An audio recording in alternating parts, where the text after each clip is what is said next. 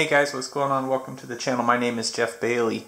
Today we're going to take a look at a knife that is out this week. I'd really like doing the videos outside, but just, can't seem to find time in the day till later. So we're here at the dining room table, and today we're taking a look at the knife from Northwoods Knives. Northwoods Knives was once a brand in its own right, from what I understand, but the rights to that brand were purchased by Great Bone over at Knives Ship Free, and so now it is sort of a Knives Ship Free store brand of knives, and a great deal of those knives are made by Great Eastern Cutlery, but I do believe some of them have been made by some of the other big knife makers in the past. They're still around, but the vast majority of them, and the one we're looking at today, was made by Great Eastern Cutlery.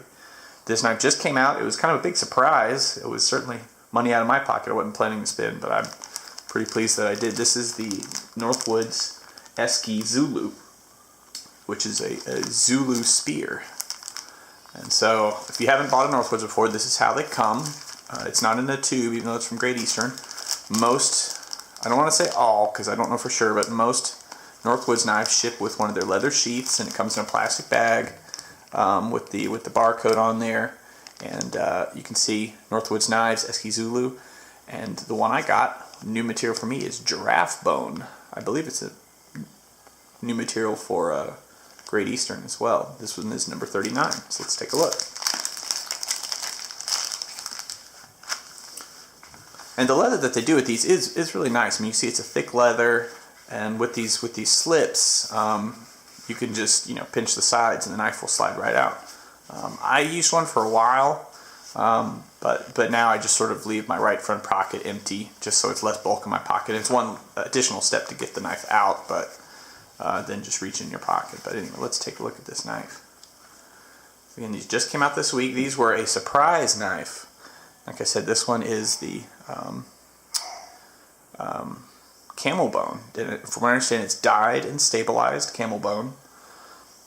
And this is a knife made on the Great Eastern 74 frame, I'm pretty sure is what I read. I do not have a 74 to compare, but from what I've seen online, the 74s are typically have been trappers of different varieties, and so this is a first.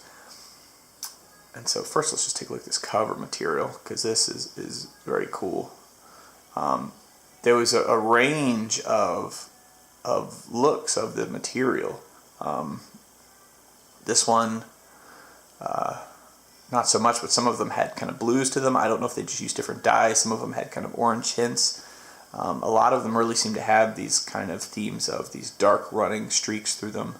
From what I understand, the Giraffe Bone is some of the densest bone out there, and so it takes the dye up in interesting ways, and really it's just beautiful. And this is glass smooth to the touch, so probably stabilized, probably a resin helping to set in there and really keep this smooth. Rat tail bolsters on there, brass liners. And as Derek says in his video about these, they didn't know if Bill didn't know if he was going to be able to do these at Great Eastern, but I think they turned out very well, nice and symmetrical even. And let's take a look at this Zulu Spear blade. Half stop. Looks like my half stop is a little proud at half, but really strong. Snap, easy pinch, open on this polished blade, standard nail nick. Strong pull, but just sets really, and just really super solid. Sets really well. Of course, I have the fingerprints from the thing, but if we look at the blade markings here, you can see the Northwoods logo there. We could try anyway. These polished blades really do a number on my camera focus. There we go, Northwoods USA, as typically marked by them. And so this is the Zulu Spear. So there's been some discussion on the forums. Some people thought this was a Tony Bose pattern for this type of blade, and indeed Tony has got several knives out that are labeled as Zulu Spears. Other custom makers are making Zulu Spears.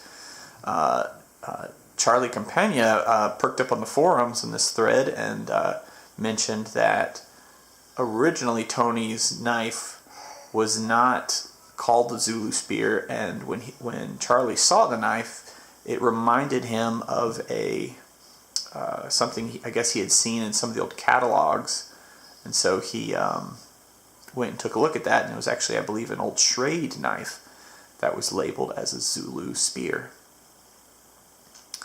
One of the reasons I particularly liked Giraffe Bone for the covers here, that's imported from South Africa, and of course I don't know my African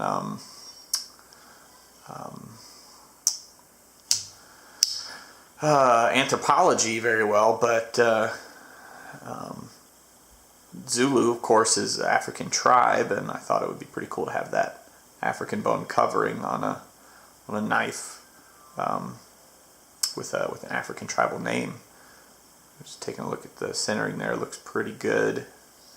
Maybe just a touch to the pile side, but not much. Certainly not rubbing anywhere. Northwood knives from Derek typically have the arrowhead shield, as we can see there. So what makes it a Zulu Spear? Well, I'm certainly not an expert on the subject. This is the first one that I own, but best I can tell is it's kind of a cross between a Wharncliffe and a conventional spear. So clearly you've got a spear tip there, but as you can see, you've got the downward, through the whole body of the knife blade, you've got the downward swoop. And this one is swedged. Some of the pictures online really kind of didn't show the swedge to the full extent. Of course, the lighting here is not great for it. You can kind of catch it there. It's very slight though. It's just enough to catch the above the top of the nail nick on both sides. A very, very slight swedge. Not an overly aggressive swedge, not like on the Viper here. So I've got two other Great Eastern Cutlery knives here. I've got the Viper that I've got, which we've seen, which of course is a Wharncliffe. Similar sized knife here. Got a good share of oil on it from, so I have it sitting for a little while.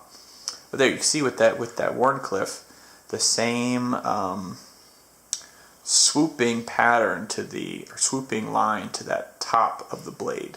A little bit more pronounced here, but you still see the same kind of just drop off. And so if we compare that to my 92 Talon here, single blade spear, really like this knife as well. You can see that this knife does not share the same. This knife goes out straight, even almost widens a little bit, comes up, and then at the end it dives to the spear point. And the spear is more or less lined up in the middle. If we compare that to the Zulu Spear here, I mean, it is a different blade, of course, different sized blade. You can see that the bottom edge of the spear stays almost straight. It doesn't have as much of a belly to it, and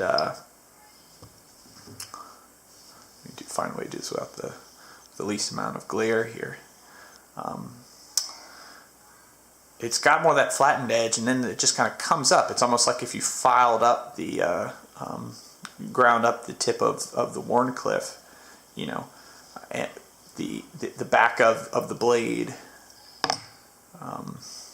Figure out how to hold these with my tripod. You can see there, like this one comes straight to here and then just drops off quickly, versus this one, the swedge starts really far back and it just starts to cascade down at a nice rate here. See, maybe if I could do something like this, you can see some of those differences. Of course, the different shaped handles here, but that really gives you that idea. So anyway, have not gotten to use this yet. New knife to me, but great looking knife, great looking materials, some other really cool materials that they're out of here.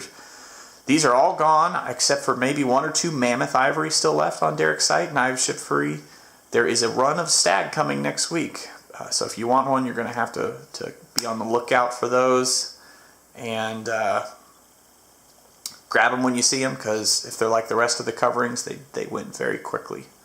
We'll do another video a little bit later talking a little bit more about the special factory order process and things around the Northwoods, but just wanted to get this out since these are just coming out now. A lot of people might not get a chance to see them up close, so we wanted to give that chance. This has been the Northwoods Esky Zulu.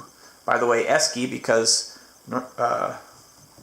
when they moved shop, Knife Shift moved shop to Michigan, they moved to Escanaba.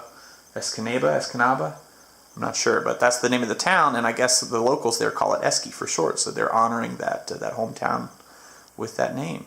And there it is, the Esky Zulu.